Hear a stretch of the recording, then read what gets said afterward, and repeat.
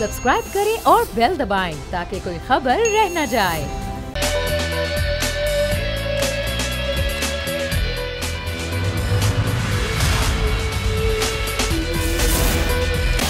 बिस्मिल्लाहिर्रहमानिर्रहीम, अस्सलामुअलैकुम। प्रोग्राम आज की ताज़ा खबर, मैं हूँ आपके साथ शाइस्ता शहजाद। नाज़रीन, आप जानते हैं कि इलेक्शन कमीशन की जानिब से इंतखाबात की तारीख का ऐलान गो के कर दिया गया है जनवरी के आखिरी हफ्ते में, और तैयारियां भी हम देख रहे हैं कि शुरू हो गई हैं। लेकिन दूसरी जानिब हम देख रहे हैं कि सियासी जमातों की तैयारियां कुछ मुकम्मल नहीं हैं। अब बयानात का सिलसिला एक मरतबा से फिर शुरू हो गए। दूसरी जानिब लंदन में भी यहाँ मीटिंग्स हो रही हैं, मियाँ साहब की वापसी के हवाले से इस्तकबाल की तैयारियां भी हो रही हैं। और दूसरी पॉलिटिकल जमातें जिनमें बड़ी सियासी जमातें शामिल हैं, पाकिस्तान पीपल्स पार्टी हो, पाकिस्तान इस्तेहकाम पाकिस्तान पार्टी हो, या फिर JUI हो, या फिर जमात इस्लामी हो, उनकी जानिब से भी स्टेटमेंट्स का सिलसिला जारी है।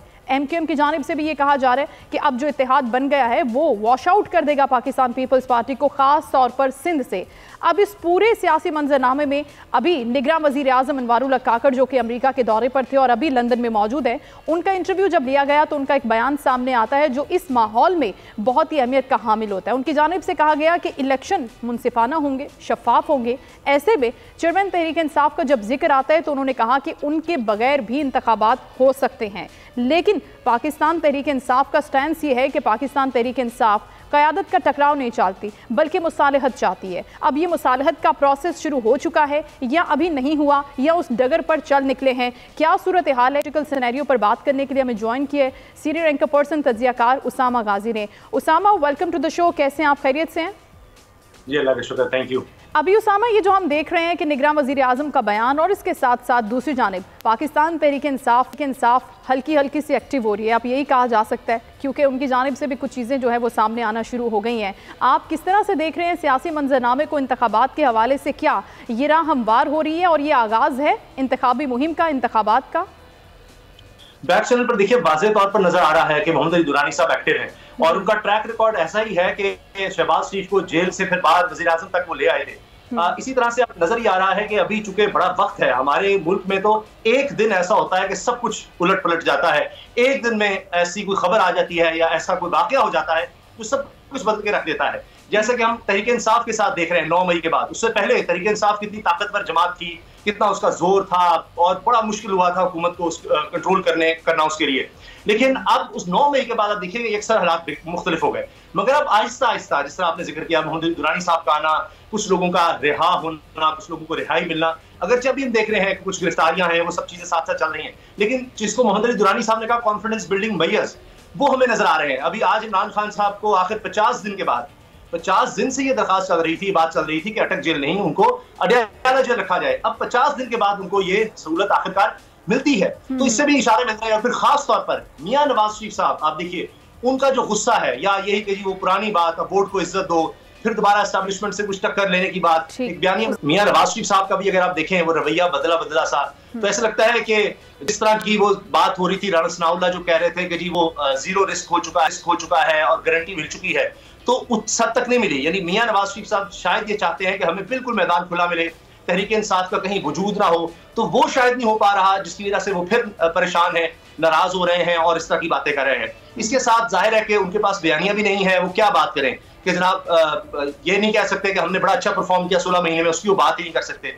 तो इस वजह से भी वो अब दोबारा एहतसाब की बात कर रहे हैं, फिर एस्टैब्लिशमेंट से टक्कर लेने की, या वो वोट को इज्जत दोनों वाला मामला करने की कोशिश कर रहे हैं। तो इस वजह से भी लगता है कि तहरीक इंसाफ के लिए कुछ रास्ते बन सकते हैं। फिर पीपल्स पार्टी और नून लीग के दरमियान एक अलग चप्पलिश चल रही है। फिर इनकी जो परफॉर्मेंस है 16 महीने की, वो बहुत बुरी है। केयरटेकर सेटअप इनका अपना है अगर आगे, लेकिन फिर भी नाराजगियां हैं कि जनाब उस तरह से हमें अकोमोडेट नहीं किया जा रहा। तो ये सब हालात बन रहे हैं कि कहीं ना कहीं जाकर ये बात समझना होगी कि एक फ्री एंड फेयर इलेक्शन ही मुल्क में वाहिद हल है हालात को बेहतरी की तरफ ले जाने का।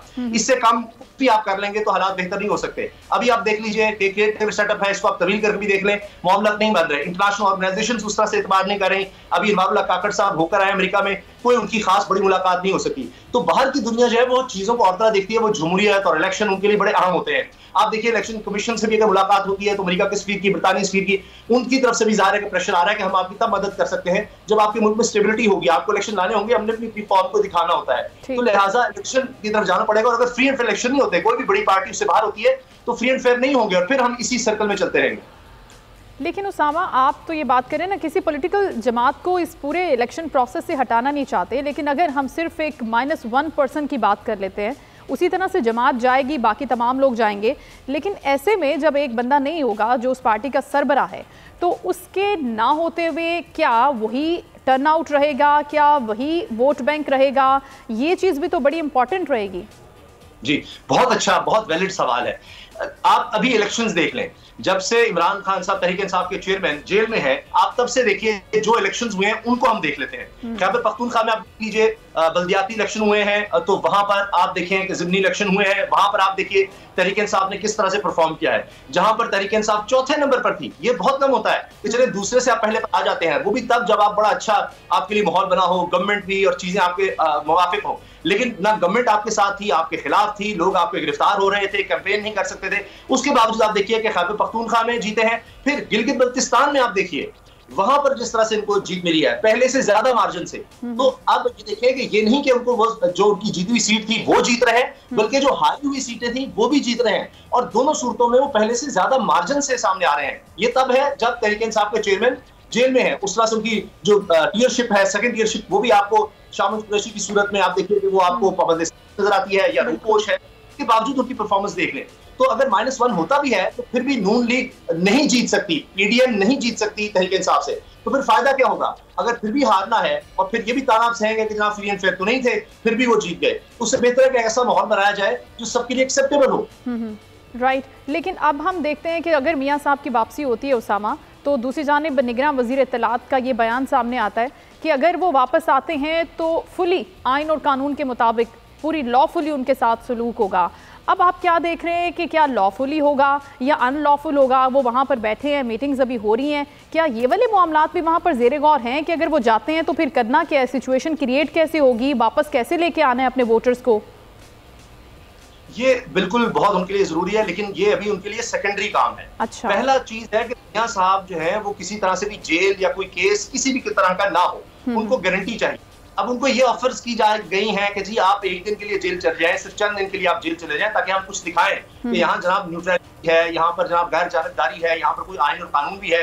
कि एक शख्स देखिए जेल से भागा हुआ शख्स या कौल एतजाज हुसैन साहब जेल तोड़ के भी जो जाता है उसका भी स्टेटस होता है। अब ये तो नहीं हो सकता कि वो एक शख्स फर्ज के लिए मुल्क से भाग गया था और वो जैसे ही आया है तो उसके बाद अब उसका स्टेटस वहां से अगर बहाल करना है तो पहले तो वो जेल जाएगा, बाकी उसके केसेस चलेंगे जिस तरह जेल में है। तो ये तो नहीं हो सकता वो आए और जनाब वो जलसों से खिताब कर रहे हो, उनका वेलकम हो रहा हो, पुलिस उनको प्रोटोकॉल दे रही हो, वो जाकर उसमें जाति में बैठे मीटिंग्स कर रहे हो और साथ साथ केस चल रहा हो। एक शख्स जेल में है, वहीं से उसके लिए कंटिन्यूटी होगी। इसके बाद वो देखेंगे अच्छा जी किस तरह से करना है, क्या करना है, लोगों को लाना। पहले तो उनको अपनी पड़ी हुई है, वो जब उनको गारंटी मिलेगी साथ साथ फिर वो देखेंगे कि हमने लोगों को किस तरह आना है, और वो भी नहीं आ पा रहे। इसलिए आपने देखा उनके प्लान हो रहे हैं, कभी एयरपोर्ट से जनाब नहीं जा रहे पाकिस्तान, अभी तक कुछ भी फाइनल होता नजर नहीं आ रहा।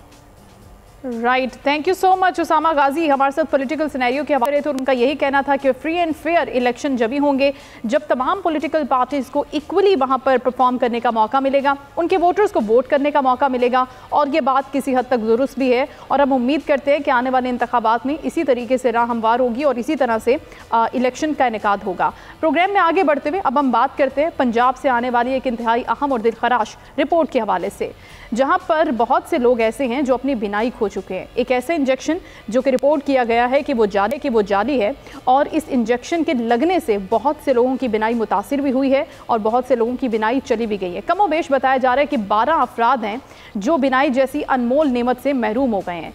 नाज़रीन, दवा साजी शोबा तिब का एक इंतहाई अहम जुज़्व होती है, लेकिन क्या कहीं हमारे यहाँ चंद ज़मीर फरोश इस अहम काम में जालसाजी से बाज नहीं रहते? उनके लिए इंसानी आज़ा नहीं, वो सिर्फ कागज़ के चंद अहम टुकड़े होते हैं। उन्हें इस बात से कोई गर्ज नहीं होती कि उनकी जालसाजी का खुमियाजा कौन भुगतेगा, कैसे भुगतेगा, सारी ज़िंदगी ख़राब हो जाएगी। इसी तरह से गुज़श्ता दिनों लाहौर, मुल्तान, सादिकाबाद समेत पंजाब के कुछ मज़ीद शहर हैं जहाँ पर दर्जनों अफराद की बिसारत आँख में एक जाली इंजेक्शन लगने की वजह से मुतासिर हो गई है। इस हवाले से पंजाब की निगरान वजारत सेहत एक्शन में भी आई है, कार्रवाइयों का आगाज़ भी हो गया है और अभी फ़िलहाल इनको मार्केट से हटा दिया गया है, इन इंजेक्शंस को। मुलजिमान की पकड़ धकड़ भी शुरू हो गई है, मुकदमात भी दर्ज कर लिए गए हैं। लेकिन अब सूरत हाल है कि एक्चुअली हम जानते हैं, वज़ीर सेहत जावेद अकरम हमें ज्वाइन कर चुके हैं, उनसे हम जानते हैं कि अभी तक क्या तहकीकात हुई हैं और क्या ये जो मुलजिमान हैं इनको पकड़ा गया है, क्या कार्रवाई उनके खिलाफ होगी। Thank you so much doctor साहब आपके वक्त का। इतनी बड़ी गफलत इतना बड़ा नुकसान, कौन लोग हैं जो ऐसे कर रहे हैं, कौन लोग हैं जो चंद रुपयों की खातिर लोगों की ज़िंदगियों से, लोगों की आंखों से खेल रहे हैं? तहकीकात में क्या सामने आया है? लेकिन जी एक तो ये किया गया है कि जो इसका इस्तेमाल है आंखों के अंदर, उसको फौरी तौर पे रोक दिया गया है 2 हफ्ते के लिए, जब तक ये इसकी तहकीक मुकम्मल नहीं होती। सही। बाकी जो अफराद इसको बड़े टीके से छोटे छोटे भर रहे थे और वो अनस्टेराइल कंडीशंस में भर रहे थे और वो अहल भी नहीं थे और उनके पास लाइसेंस भी नहीं, उनके खिलाफ FIR करवा दी गई हैं और वो प्रीमिसेस भी सील कर दिया गया है। बाकी जो लोगों अफेक्ट हुए हैं 68 के करीब हमारे इस वक्त नॉलेज में हैं, उन सबको हमने state of the art treatment offer की है ताकि उनको एक मैक्सिमम चांस दिया जाए कि उनकी विजन प्रिजर्व हो। तो ये सब कुछ इंशाल्लाह कर रहे हैं। और दूसरा ये भी देख रहे हैं कि ये जो इसका ऑफ लेबल यूज है इसको हमने कंटिन्यू कराना है कि नहीं कराना, क्योंकि ये एक एंटी कैंसर दवाई है। अच्छा। इसका एस्टेब्लिश्ड यूज नहीं है, अप्रूव्ड यूज नहीं है कि इसको आँख की पुतली में इस्तेमाल किया जाए, खासकर इन लोगों में जो डायबिटिक हैं, क्योंकि शुगर वालों को वैसे इन्फेक्शन का चांस ज़्यादा होता है। तो इसलिए ये इकदाम फौरी तौर पे एज एन एमरजेंसी मैयर ये कर दिए गए हैं और इन दवाइयात को हमने टेस्ट कर रहे हैं और मल्टीपल लैब्स में देख रहे हैं, माइक्रोबायोलॉजिकल एवेल्युएशन कर रहे हैं, ताकि उसके बाद हम इस पोजीशन में होंगे 2 हफ्ते बाद कि हम बताएंगे कि इसको हमने आँख के यूज को कंटिन्यू करना है। डॉक्टर साहब ये बताएगा कि ये तो एक दवा थी जिसके ऊपर ये सारी चीज़ें सामने आई और बड़ा इमीडिएट इसके ऊपर रिएक्शन आया कि बिनाई ही चली गई, आपने गोदाम भी सील कर दिए, इस हवाले से भी हमने पढ़ा है, लेकिन अब मैकेनिज्म है क्या? क्या पहले से कोई ऐसा मैकेनिज्म नहीं था? ये तो बड़ी तशवीशनाक बात है कि कोई भी दवा कहीं पर भी बन रही है, उसको पकड़ने के लिए, उसको चेक करने के लिए कोई तरीका मौजूद नहीं है? देखें, मैकेनिज्म तो है बिल्कुल, एक ड्रग इंस्पेक्टर्स का पूरा एक जाल है, पूरा एक सिस्टम है जो वो सैंपल्स पिक करते हैं। अच्छा। लेकिन इसमें तो एक फर्द 2 कमरे किराए पे लेके वहाँ पे इसको बड़ी वॉयल से छोटे सरिंजों में भर रहा था। अच्छा। और उसके पास कोई लाइसेंस नहीं था, कोई उसके पास अहलियत नहीं थी, वो रजिस्टर्ड भी नहीं था।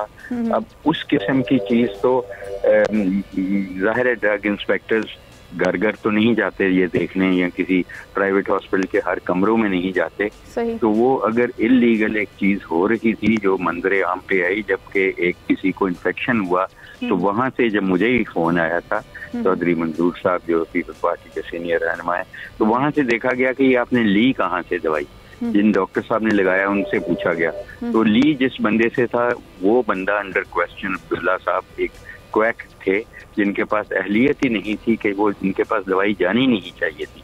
वो दवाई उन्होंने खरीद के बड़े बड़े वॉयल में उसको छोटे छोटी सिरिंजेस में भर के दे रहे थे, और वो भी इलीगल प्रीमिसेस था, और वो भी इधर से मुड़े, वो भी इलीगल प्रीमिसेस था और इलीगल तरीके से वो। राइट डॉक्टर साहब, ये तो बड़ी अनफॉर्चुनेट चीज़ है जिस तरह से आप बता रहे हैं कि इसको इस लेवल पे आके चेक नहीं किया जा सकता। आप ये बताएगा कि अभी तक मजमूई तौर पर आपके पास कितने रजिस्टर्ड केसेस आए हैं, जो लोग मुतासिर हुए हैं, और क्या इन लोगों का आगे क्या होगा, कोई मुस्तकबिल है इनका? पार्शली इनकी बिनाई गई है, किस तरह से इनको कैटर किया जाएगा? और अभी ये जो इंजेक्शंस बनाए जा रहे थे ये कहाँ कहाँ बनाए जा रहे थे, कितनी तादाद में बने थे? क्या ओवरऑल हर जगह पर रोक दिया गया इंजेक्शंस के हवाले से? पूरा क्रैकडाउन हो गया कंप्लीट? देखें, पहली चीज ये है कि ये टीका यहाँ नहीं बन रहा है, ये तो इम्पोर्ट हो रहा है। ये तो रॉश कंपनी का है जो बड़ी वेल नोन क्वालिटी कंपनी है, लेकिन वो इंडिकेटेड है as monoclonal antibodies as cancer के मरीजों को लगता है इंट्रावीनसली। ये इसका ऑफ लेबल यूज है, इसका अप्रूव्ड यूज नहीं है कि आंख में लगाना। तो जब आंख में इसको लगाया गया तो उस वक्त इसको पूरे में से उतना टीका निकाल के बाकी को डिस्कार्ड कर देना चाहिए था। लेकिन ये कारोबार कई लोगों ने बना लिया कि इसको बड़े टीके में से छोटे सरिंजों में भर के आगे उन सरिंजों को बेचा गया, और उस टीके की कीमत अगर 40,000 रुपया है तो जिसने ये काम किया उसने 1.5 लाख रुपया उसी एक वॉयल में से बनाया। तो इसको इसने कारोबार बना लिया at the expense of spreading infection, और वो भी इतने सेंसिटिव ऑर्गन इन आई में।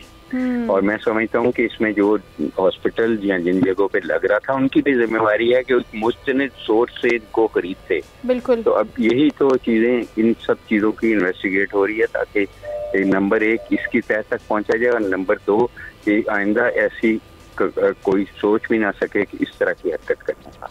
तो डॉक्टर साहब आपसे ये भी पूछना चाहते हैं कि जो इंजेक्शन वेस्टर्न है ये किस लिए एग्जैक्टली इस्तेमाल किया जाता है? आप तो बता रहे हैं कि एंटी कैंसर है, लेकिन हम देख रहे हैं और हम पढ़ भी रहे हैं कि बहुत से ममालिक में ये बैन है, वहाँ पर इस्तेमाल नहीं होता। तो क्या यहाँ पर उसको बैन नहीं किया गया था, उसकी रोकथाम के लिए कोई इक़दाम नहीं किए जा रहे थे? हम क्यों इस्तेमाल कर रहे हैं अगर उसकी इंटरनेशनली उस पर पाबंदी है? तो देखें, ये इंजेक्शन सप्लाई हो रहे थे आई के डॉक्टर्स को, तो आई डॉक्टर्स ही इसको लगा सकते थे।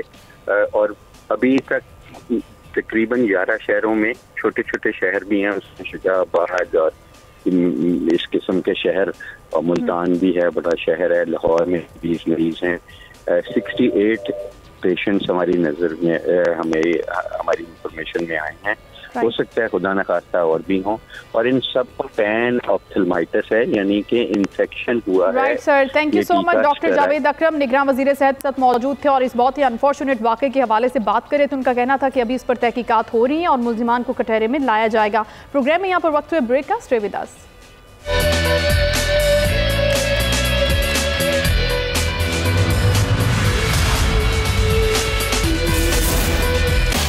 And once again welcome back to the show. नाज़रीन, ब्रेक पे जाने से पहले हम जिस तरह से बात कर रहे थे कि बड़ा ही अफसोसनाक वाक़या जो पेश आया है लाहौर में और उसके मज़ाफ़ात में, जहाँ पर एक इंजेक्शन की वजह से लोगों की बिनाई मुतासिर हो गई है और कुछ बदकिस्मत अफराद अपनी बिनाई से महरूम भी हो गए हैं। और डॉक्टर साहब की भी हमने बात सुनी कि वो क्या कह रहे थे कि किस तरह से कार्रवाइयाँ होंगी, लेकिन इस इंजेक्शन से मुतासरा मरीज़ों का इस हवाले से क्या कहना है, कैसे वो सफ़र किया, उनके साथ क्या मामलात पेश आए, हम उन्हीं की ज़बानी सुन लेते हैं।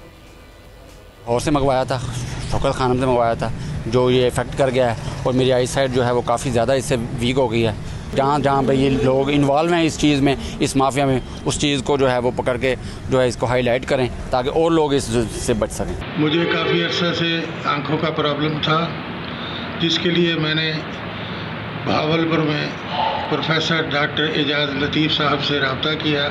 मुझे एजाज लतीफ़ साहब ने इंजेक्शन लगाया, जिसकी वजह से मेरी आँख जो है उसकी बनाई चली गई है। जो 25 अगस्त को जो मैं ना डॉक्टर आसिम के पास जो चेकअप के लिए गया, अपनी आँख जो मुझे धुंधला दिखाई देता था, तो उन्होंने जब मेरी आँख चेक की तो उन्होंने कहा कि आपकी आँख में जो ना खून की शरीयान जो है फट गई है, इसमें आपको एक इंजेक्शन लगाएंगे, वो आप 5000 रुपया काउंटर पे जमा करवाएं और पीर वाले दिन जो है ना आपकी आँख का जो मैंने इंजेक्शन लगवाएंगे।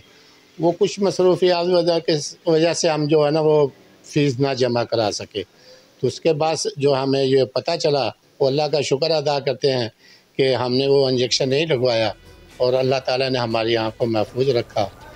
और ये थे उन लोगों के तासुरात जो इस इंजेक्शन से कहीं ना कहीं मुतासिर हुए हैं। लेकिन बहरहाल अब इस स्कैंडल की तहकीकात हो रही हैं और आने वाले वक्त में हम उम्मीद कर सकते हैं कि इस तरह की कार्रवाइयाँ नहीं होंगी और इन लोगों को फर्स्ट हैंड पकड़ा जाएगा और सज़ा मिलेगी। प्रोग्राम में आगे बढ़ते नाज़रीन, हम बात करते हैं कोर्ट की खबर के सेगमेंट की, और आज हमारे पास हमें ज्वाइन कर रहे हैं इमरान वसीम, स्पेशल कॉरेस्पॉन्डेंट हैं कोर्ट न्यूज़ के। जुल्करनैन इकबाल हमें ज्वाइन करेंगे और बताएंगे कि आज कोर्ट से कौन सी अहम खबरें हैं। Welcome to the show Imran and Zulqarnain. Imran, सबसे पहले आप बताएगा कि सुप्रीम कोर्ट में प्रैक्टिस एंड प्रोसीजर केस के हवाले से जो चीफ जस्टिस ऑफ पाकिस्तान ने इख्तियारात की तकसीम का कानून था उसे कलअदम करार दिया है। इस केस की क्या आज प्रोसीडिंग रही? जी देखें, इस केस की जो आखिरी समाअत हुई थी 18 सितंबर को, उस वक्त फुल कोर्ट ने यह हुक्म दिया था तमाम फरीकैन को कि आइंदा समाअत तो 3 अक्टूबर को होगी, लेकिन 25 सितंबर तक तमाम मुतलका फरीकैन, चाहे वो दरख्वास्त गुजारों की साइड से हैं चाहे वो जवाब दे वाली साइड से हैं, अपने अगर वो जवाबात जमा करवाना चाहते हैं या कोई जवाब देना चाहते हैं तो वो सुप्रीम कोर्ट में जमा करवा सकते हैं। आज के दिन तक की डेडलाइन दी गई थी, तो आज एक तो काफलीक का जवाब जमा हुआ है और इसके अलावा जो दरख्वास्त गुजार हैं अमीर खान, उनकी तरफ से वकील ख्वाजा तारिक रहीम ने सुप्रीम कोर्ट में जवाब जमा करवाया है। जो ख्वाजा तारिक रहीम साहब ने as a counsel supreme court में जवाब जमा करवाया प्रैक्टिस एंड प्रोसीजर बिल के हवाले से, उसमें उनका तो ये कहना है कि ये जो कानून बना है ये बिल्कुल ठीक नहीं है। इस कानून के ज़रिए जो अदलिया की आज़ादी है उस पर कदगन लगाई गई है, अदलिया की आज़ादी के ऊपर कंप्रोमाइज़ किया गया, और जो पार्लिमान है वो सुप्रीम ज़रूर है लेकिन वो सिंपल लेजिस्लेशन के ज़रिए ये जो सुप्रीम कोर्ट के फंक्शंस हैं, सुप्रीम कोर्ट में चीफ जस्टिस का अख्तियार है, इसको रेगुलेट नहीं किया जा सकता। इसके लिए या तो फिर फुल कोर्ट बैठे, वो बैठ के अपने रूल्स को अमेंड कर ले, इस तरीके से चीफ जस्टिस के अख्तियार रेगुलेट हो सकते हैं, डाइल्यूट हो सकते हैं, या फिर अगर पार्लियामान ने करना है तो उसको आईनी तरमीम करना होगी। इस जवाब में उनकी ये इस्तदा है कि ये जो कानून बना है supreme court practice and procedure bill के नाम से, इस कानून को कलअदम करार दिया जाए। अब दूसरी साइड से मुस्लिम लीग काफ का जवाब आया है जिसमें काफ लीग ने इस कानून को सपोर्ट किया है, और काफ लीग के वकील जाहिद इब्राहिम साहब अपने जवाब में ये कहते हैं कि ये कानून जो बना है इससे अदलिया की आज़ादी कम नहीं बल्कि अदलिया की आज़ादी में इजाफा हुआ है। इस कानून से अदलिया की आज़ादी को फ़रोग़ मिला है। तो ये कहना कि इस कानून के ज़रिए कोई करटेलमेंट की गई है, अदलिया के अख्तियारात को कम किया गया है, सवाबदीदी जो अख्तियारात हैं चीफ जस्टिस को, उन अख्तियारात को जो सीनियर जज साहबान हैं उनके साथ शेयर किया गया। तो लिहाजा इस कानून के खिलाफ जितनी दरख्वास्तें आई हैं इनको मुस्तरद किया जाए, इन दरख्वास्तों को खारिज किया जाए। राइट इमरान, हम आगे बढ़ते हैं। जुल्करनैन से हम जानते हैं, Zulqarnain, chief justice of Pakistan ने इस्लामाबाद हाई कोर्ट में जो रिमार्क्स दिए हैं जायदाद तनाज़े से मुतालिक, और एक जो दिलचस्प उनका मुकालमा भी हुआ है इस साल के दरमियान कि अब इन केसेस को ज़्यादा डिले में नहीं रखा जाएगा, 2 से ज़्यादा हियरिंग्स नहीं होंगी, ये सारा क्या मामला रहा, क्या मैसेज आ रहा है इन केसेस के हवाले से?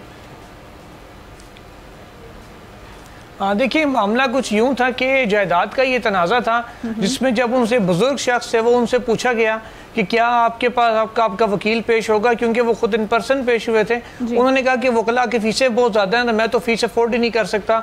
उसके वो उन्होंने साथ ही कहा कि मेरी जो दूसरा फरीक है, जो मुखालिफ फरीक है, उनसे सुलह हो गई, लिहाजा मैं इस केस को वापस कर लेना चाहता हूँ। और सुलह की भी उन्होंने बताया कि इस वजह से है कि वो वकला की जो भारी फ़ीसें हैं वो अदा नहीं कर पाते थे।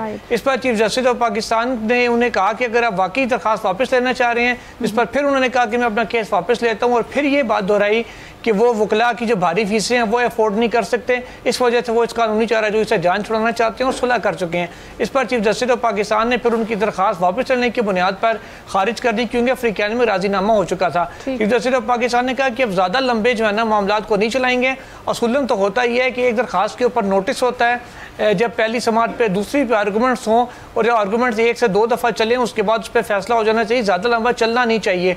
टैक्स के मुतालिक जो केस था उसमें भी ऐसे ही रिमार्क चीफ जस्टिस की जानिब से दिए गए, और वकील को 1.5 साल गुजरने के बावजूद जवाब जमा न कराने पर 10,000 रुपये का जुर्माना कर दिया चीफ जस्टिस ऑफ पाकिस्तान के बेंच ने।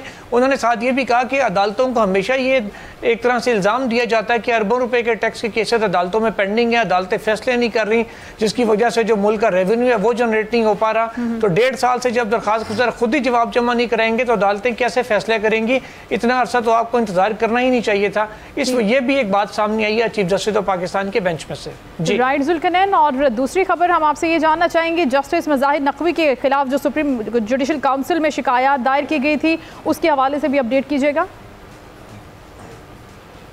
शाइस्ता, मई में जस्टिस सरदार तारिक जो सुप्रीम जुडिशल काउंसिल के सीनियर मेंबर हैं, उनको साबिक चीफ जस्टिस उमर अता बंदयाल ने बतौर चेयरमैन सुप्रीम जुडिशल काउंसिल ये जिम्मेदारी तकवीज़ की थी। मजमूई तौर पर 12 जजेस के खिलाफ शिकायत थी, जिसमें खुद साबिक चीफ जस्टिस उमर अता बंदयाल का अपना रेफरेंस भी शामिल था कि उसके ऊपर राय दें। प्रोसीजर के तहत जो चीफ जस्टिस हैं वो चेयरमैन भी होते हैं सुप्रीम जुडिशल काउंसिल के, वो एक सीनियर जज को मामला मार्क करते हैं, वो जब अपनी राय देते हैं कि बादी नज़र में केस बनता या नहीं, उसके बाद फिर इजलास बुलाने या ना बुलाने का फैसला होता है और उसी की रोशनी में आगे कार्रवाई को बढ़ाया जाता है। तो 2 जजेस जस्टिस एजाजुल एहसान और साबिक चीफ जस्टिस उमर अता बंदयाल के हवाले से तो क्लीन चिट जस्टिस सरदार तारिक पहले दे चुके हैं।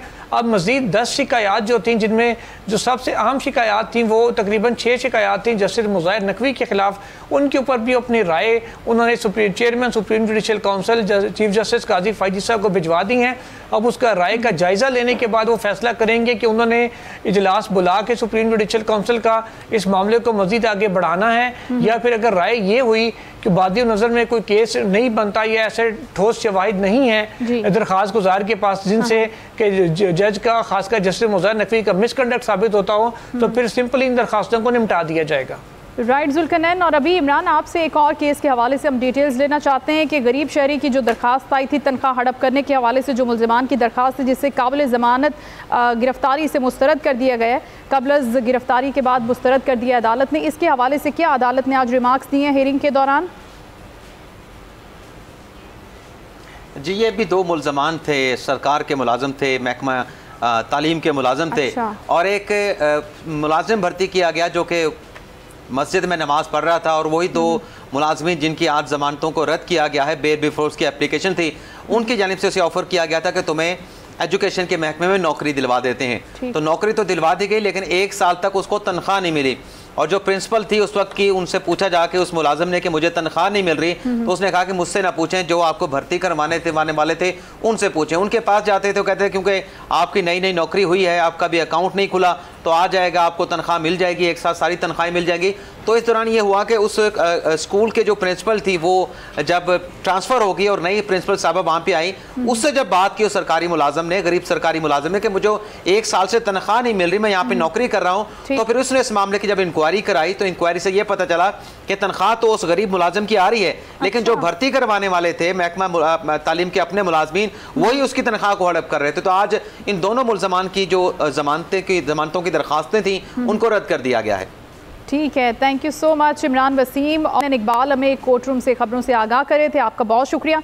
नाज़रीन, प्रोग्राम में आगे बढ़ते हुए अब हम कुछ बात करते हैं इंटरनेशनल अफेयर्स के हवाले से। हम देख रहे हैं कि अक़वाम मुत्तहिदा का इजलास भी जारी है, जहाँ पर खुद रिप्रेजेंट भी किया है निगरान वज़ीर आज़म अनवारुल्लाह काकर ने, और दूसरी जानिब हम देख रहे हैं कि बहुत ही अहम स्टांस सऊदी अरब ने लिया है इसराइल के मामले पर। अब इसराइल का मामला, फ़लस्तीन का मामला, बहुत से जज्बात भी इससे जुड़े होते हैं। अब जो रवां हफ्ते न्यूयॉर्क में जो इजलास हुआ है, इसमें वज़ीर ख़ारजा अब्बास जलील ने यह कहा है कि हम इसराइली हम मनसब से कोई अभी हमारी मुलाकात भी नहीं हुई, और इस हवाले से इसराइल को तस्लीम करने का भी अभी कोई इरादा नहीं रखते। सऊदी अरब की जानिब से इसराइल को तस्लीम किया गया, जो दुनिया की सबसे बड़ी अहम खबर भी, सुर्खी भी, हेडलाइन भी है बहुत सी खबरों में।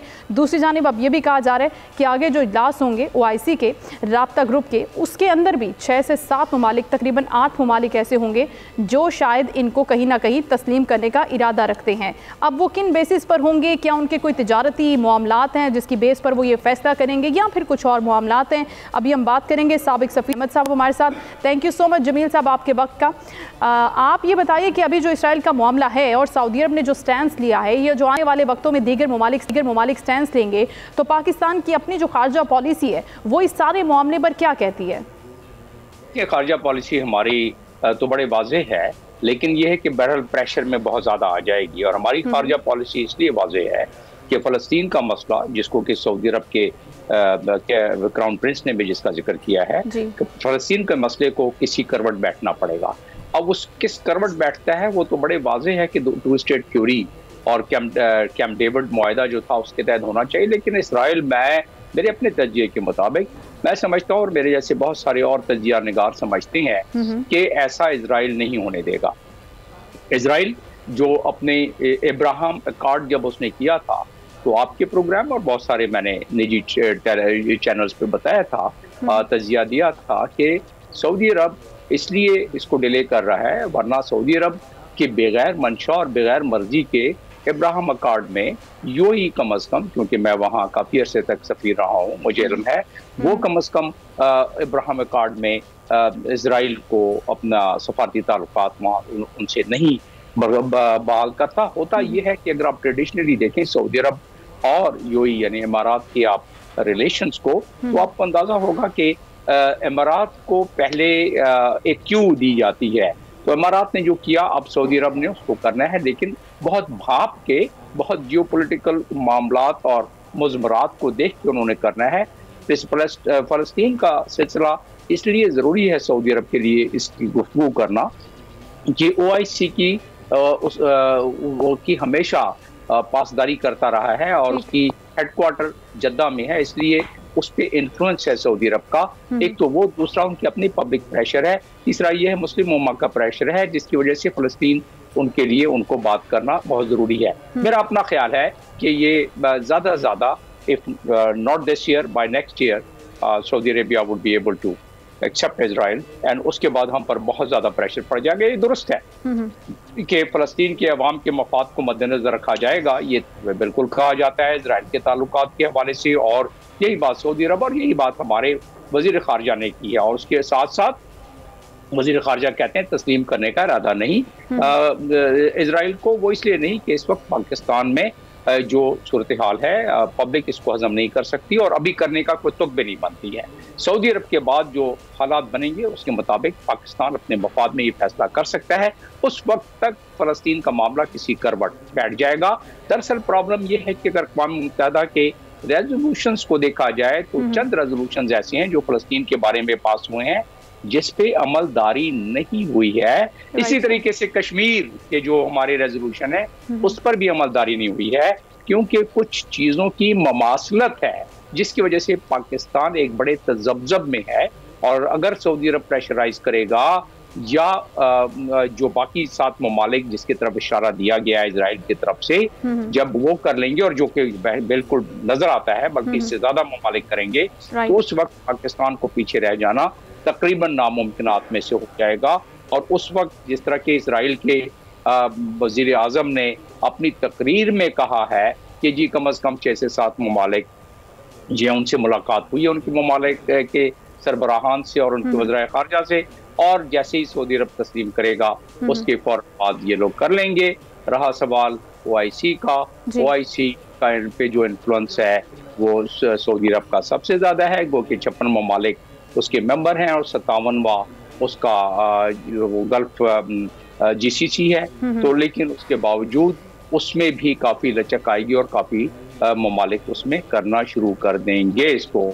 अमेरिका का जाहिर है कि ये बहुत बड़ी कामयाबी होगी चीन के उस पैकेज के बाद, उस नेगोशिएशन के बाद जिसमें ईरान और सऊदी अरब को उन्होंने इस्तवार कराए सफारती ताल्लुकात। इसके बाद अब सब उससे ज़्यादा बड़ी सबकत ले जाएगा अमेरिका और सऊदी अरब अब अमेरिका की तरफ। और उसने अपने उनके सऊदी अरब के वली अहद ने ये बात कर भी दी है फॉक्स न्यूज़ से बात करते हुए कि हम बिल्कुल आपसे अपनी रवायती और अपनी अस्करी मुआहदों को और आगे बढ़ाएंगे, यानी कि अमेरिका से बढ़ाएंगे, जिसका मतलब ये हुआ कि अमेरिका अब अपना ये किरदार इजराइल के हवाले करेगा और इजराइल से बाकी मुआहदात जो हैं गल्फ कंट्रीज के अमेरिका उनके थ्रू की उनकी ख्वाहिशात और right sir, thank you so much. साबिक सफ़ीर जमील मौजूद थे और इसराइल के मामले पर सैर हासिल उनसे गुफ्तगू भी हो रही थी। प्रोग्राम के आखिर में नॉट बट लीस्ट हम ये बात कर लेते हैं कि पाकिस्तान क्रिकेट टीम को जो वीज़ा जारी नहीं हुए अभी तक डिले का शिकार है। वर्ल्ड कप सर पर है, टीम को वीज़े नहीं दिए, स्क्वाड का ऐलान तो हो गया है,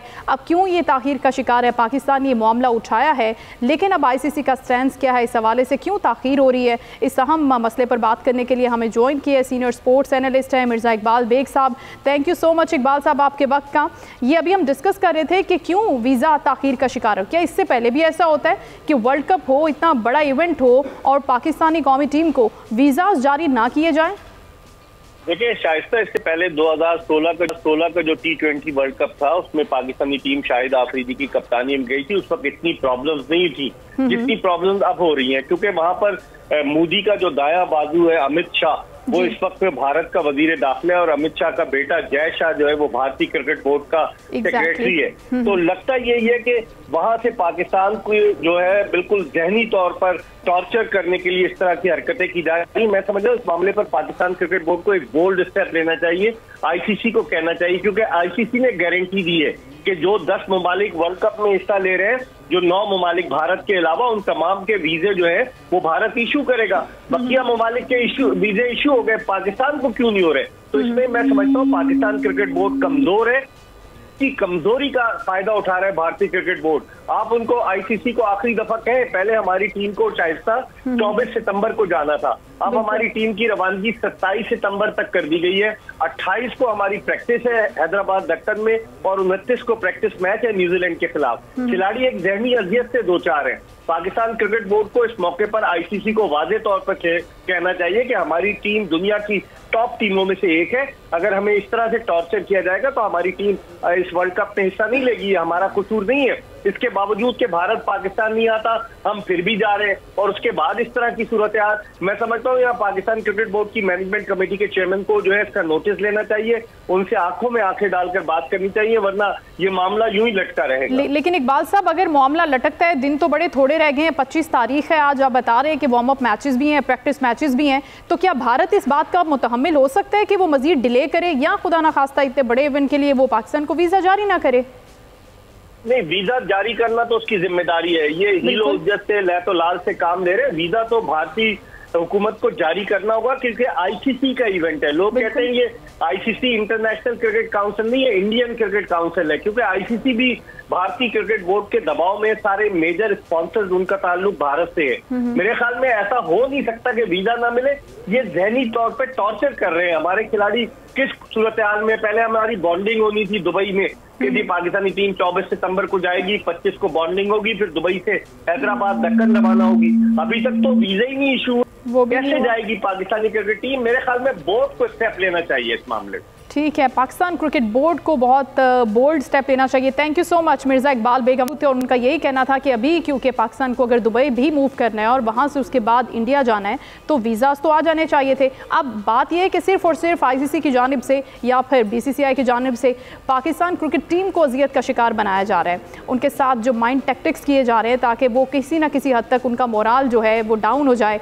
सिर्फ और सिर्फ ये चीज़ है, ये ब्लेम गेम है। इससे पहले भी हमने देखा है कि कब भी श्रीलंका का जब मैदान में सजा था तब भी भारत की जानिब से हद धर्मी का मुजाहिरा किया गया, जिद और अना अड़े आई इस खेल में। हालांकि इस जेंटलमैन गेम को इस तरह से आईसीसी को पाकिस्तान को लेकर इस तरह से डिग्रेड नहीं करना चाहिए, यूँ कहना गलत कब नहीं होगा। अब मामला ये है कि अब तो आ जाएंगे वीज़ा, लेकिन जिस तरह से डिले किया जा रहा है तो खुद एक्सपोज हो रही है आईसीसी, लेकिन अब ऐसा होना नहीं चाहिए था। अब हम इंतज़ार कर रहे हैं। पाकिस्तान क्रिकेट बोर्ड ने इससे पहले भी लेटर लिखे, आज भी हमने देखा कि शदीद एहतजाज किया गया, तो होपफुली इस हवाले से कोई रिजल्ट्स जल्दी सामने आ जाएंगे। नाज़रीन, प्रोग्राम का वक्त अपने इख्तिताम को पहुँचे, अपना बहुत ख्याल रखिएगा। अल्लाह हाफ़िज़।